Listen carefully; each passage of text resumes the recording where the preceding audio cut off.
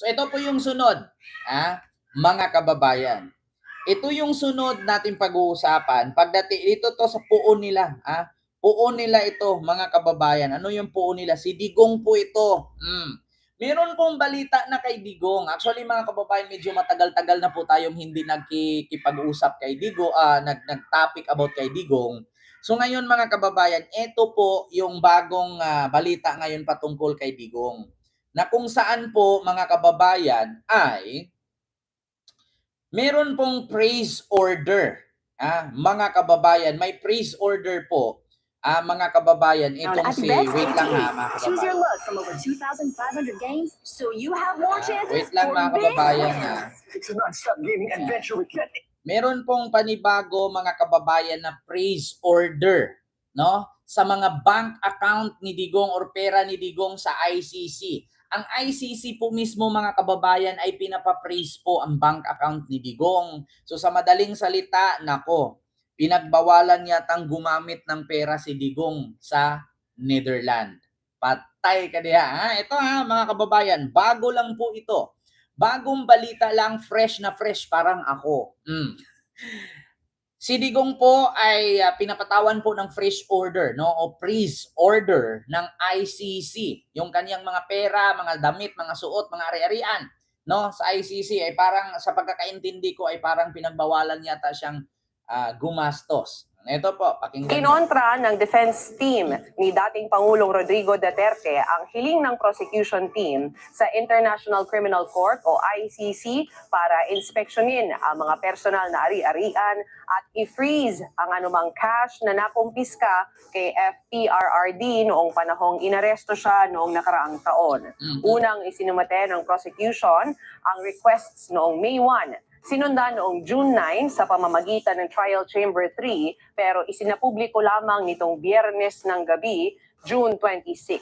Sa observations noong May 18, hiniling ng depensa na i-reject ng chamber ang unang request ng prosecution para i-freeze ang anumang cash na nakumpiska kay Duterte sa paglalarawan ditong unnecessary at pointless sa panahong ito. Katwiran ng depensa sa pangunguna ni British barrister Peter Haines, walang magiging practical impact sa existing state of affairs kahit iutos ng registry na i-freeze ang salapi na nakumpiska dahil mananatili ito sa poder ng registry. Iutos pa ito o hindi ng trial chamber. Pero sakali mang pagbigyan ng trial chamber 3 ang hiling ng prosekusyon, nais po ng depensa na atasan ng korte ang registry, ang ICC office na nangangasiwa. Ang hirap magpaliwanag ng Net25. Dito tayo sa GMA. Ako si Cheryl Cosip, ang aking lang po ha, serbisyo mga kababayan. para sa Pilipino. MX3 capsule is my supplement of choice. Dito ako bilib. Sino ang magbabayad sa abogado? Di natin alam, Ang Sir MX3 Henry. capsule ay hindi gamot at hindi dapat gamitin panggamot sa anumang uri ng sakit. Iniutos sa International Criminal Court Trial Chamber 3 ang pag-freeze sa pera nakuha kay dating Pangulong Rodrigo Duterte nang siya'y arestuhin. Iniutos din ng trial chamber sa registry na magbigay ng inventory ng mga gamit na nakuha kay Duterte nang siya'y inaresto. Batay po ito sa filing ng defense na isinapubliko nitong Biyernes. Ang sabi ng defense team, kalabisan ang hiling ng prosekusyon. Dapat daw ay ginagawa ang pagsusuri ilang araw matapos dalhin sa ICC custody si Duterte. At dagdag pa ng kapo ni Duterte, maituturing na fishing expedition ang hiling ng prosekusyon. Wala na lang akong ibang maririnig dito sa mga Duterte kundi fishing expedition. Bakit? Kahit naman dito sa ating bansa, mga kababayan, di ba kapag ikaw ay nahatulan, ikaw ay nakakulong, di ba nakapraise lahat ng pera mo? Oo, bakit ganun? Lagi ko na lang naririnig, fishing expedition. Which is ganun naman talaga ang patakaran. So ngayon mga kababayan, eto na nga, no? Eto na nga ang balita ngayon na ipinapapraise nga lahat ng mga pera na kumpiska noong si Digong ay inaresto. Nako, tapos tignan natin ang comment ha mga kababayan. Maleta, ayan na naman. Oh my God, malita king si Digong. Panahon pa niya yung nangyari. Sabi nga ni Sarah, wala pa daw sila BBM sa pwesto. Narinig na niya ang usaping maleta. Ano yan? Galing sa mga alaga niyang drug lord? Ayan, drug money yan. Simple lang po ang buhay ni Tatay Digong. Mali-malita lang ang bitbit na pera. Yan talaga ang tunay na may mga dala ng maleta na puro pera. Kaya nga mga DDS mahilig lang magbintang. Kita nyo mga kababayan? Nakita nyo yung mga bitbit ni Digong na pera bago pumunta ng Netherlands, bago na-aresto? Lahat ng nagko-comment dito mga bulok o bugok, sabi ng ICC nung dinala sa ICC sila Duterte. Lahat ng pera niya na binayad sa amo ninyong bangag, ipapraise ng ICC at hingian ng galing sa ating court kung nilikitis ba si Duterte sa atin, yan ang patunay. Kasi actually mga kababayan, ang pagkakaalam ko, bago inilipad si Duterte, wala kang nakitang pera. Pero ang tanong, saan sila kumuha ng pambayad sa abogado?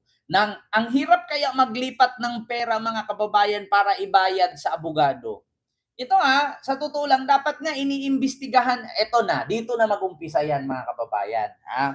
Dito na mag-umpisa na maimbestigahan si Digong. Kasi bakit?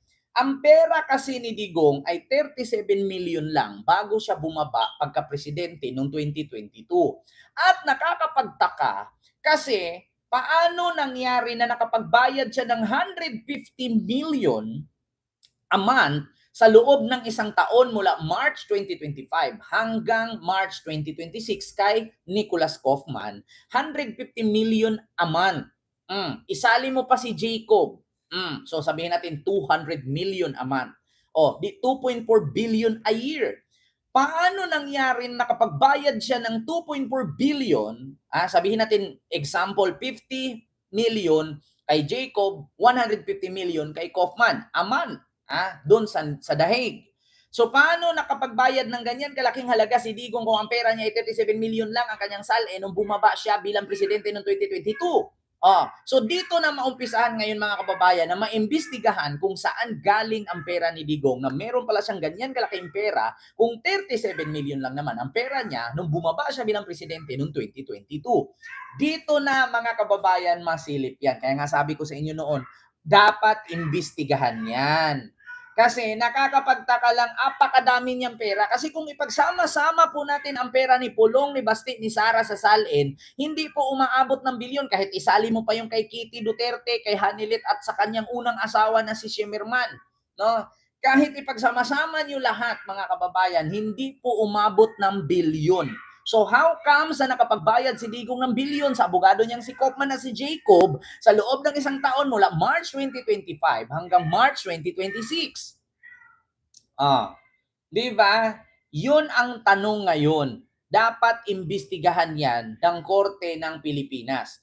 Paano sila nakapaglabas ng ganyan kalaking halagang pera na pambayad sa abogado nila sa Dahig? Di ba meron tayong batas mga kababayan na kailangan maglabas ka ng pera na uuyon lang sa value na pwede mong ilabas. Kasi hindi ka pwedeng maglabas ng ganong kalaking halaga eh. Bakit sinang-ayunan ng gobyerno ng Pilipinas yan? Napaka-unfair kung ganun. Diba?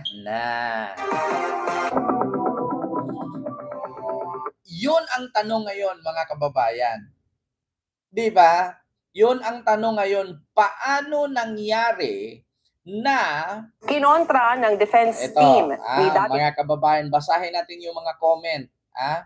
Ayan, anong jurisdiction ng ICC sa mga bangko ng Pilipinas? Meron ba? Ayan na. Eto na mga kababayan, kasi questionin ka talaga. Eto, ano bang kaso ni Kibuloy sa Amerika? Sasabit si Digong dyan eh. Ang pera ni Digong nung bumaba siya pagka-presidente noong 2022, 37 million lang. Paano siya nagkaroon ng ganyan kalaking perang pinambayad niya sa abogado at paano niya inilabas sa Pilipinas? Yeah? Paano niya inilabas mula sa Pilipinas papunta sa Dahig? At ang tanong, bakit may ganyan siya kalaking pera nang hindi naman niya dineclare sa SALN? Money laundering yan. Bakit? Ang kaso ni Kibuloy sa Amerika, kaya siya wanted sa FBI, yung pangmulistya sa mga kababaihan at money laundering at At trafficking yata yun kay Kibuloy. So, ganun din ang mangyari dyan kay Digong. Nako, anong pakialam ng ICC sa pera ng Pilipinas? Nakakahiya, di ba? Hindi naman tayo membro ng ICC. Ano tayo? Wala na talagang batas sa Pilipinas. Ito na, mga DDS, nag-umpisahan na magko-comment ng mga alam. Di ba? Ito lang ha. Oo, opo, tama po kayo. Hindi po tayo miyembro ng ICC na. We are no longer part of ICC anymore. Pero ang tanong kasi dyan, paano ni Digong nailabas yung pera at saan galing yung perang pinambayad niya kung 37 million nga lang naman ang pera niya sa bangko. Kahit ipagsama-sama mo yung pera ni Sara, ni Pulong, ni Baste, ni Hanilet at ni Elizabeth Shemirman, hindi po aabot ng bilyon ang pera nila. Kasi ang kanilang mga diniklara ay mga tag-88 million lang, 50 million, 60 million, 100 million. So paano mo masasabing bilyon? Ang tanong ngayon, paano nakapagbayad si Digong ng abogado niya sa ICC kung 37 million lang ang pera niya? Take note, 1 taon na siya doon. Imposibleng hindi naubos yung 37 million niya. Yan. Yan ang umpisa mga kababayan na talagang malaking katanungan. Malaking katanungan po talaga mga kababayan. Pinapapraise na ng ICC ang mga pera noong si Digong ay inaresto. Ayan na mga kababayan. Alam nyo na. Di ba? Nako, Ma'am Iris Ledesman kay Sir Henry. Ayan. Ayan na ha. Patay kayo diha. Oh.